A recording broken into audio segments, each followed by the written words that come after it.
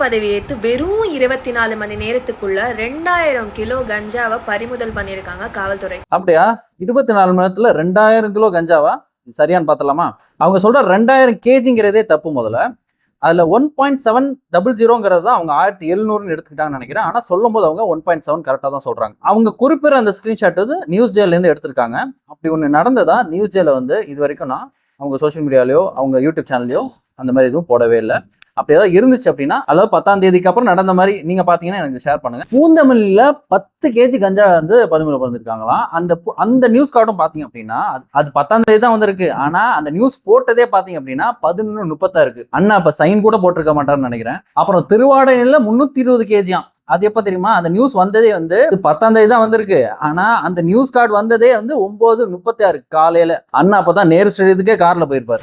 அதுக்கப்புறம் கள்ளச்சந்தையில் மது விற்பனையா, அது வந்து நியூஸ் கார்டு வந்த டைம் பாத்தீங்க அப்படின்னா அதுவும் 10ஆம் தேதி தான் வந்திருக்கு. ஆனா மதியம் 1:09 வந்திருக்கு. திருச்சியில 300 ரவுடிகளை ஆஜர் பண்ணி வார்னிங் கொடுத்துருக்காங்களாம். இது 6 மாசத்துக்கு ஒரு நடக்கிறது தான். அதாவது ஒரே நாள்ல 64 குற்றவாளிகளை அரெஸ்ட் பண்ணி அவங்கள்ட்ட இருந்த திருட்டு பொருட்களை வந்து திருச்சி போலீஸ் வாங்குச்சான்.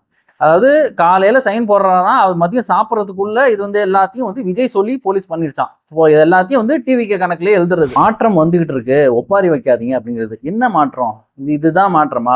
அதாவது விஜய் பதவி ஏற்றதுக்கு அப்புறம் தான் இங்க தமிழ்நாட்டுல பாலாறும் தேனாரும் ஓடுன்னு ஃபேக் நரேட்டிவ் செட் பண்றது என்ன தெரியுமா? இது பிஜேபியோட ஸ்டைல். இது மக்களை லிட்டரலா ஏமாத்துறது. டிவிகே பத்தி பேசினாலே வந்து அது என்னன்னு கூட செக் பண்ணாம ஃபயர் விட்டு இருக்கவங்க தான் இங்க அதிகமா இருக்காங்க.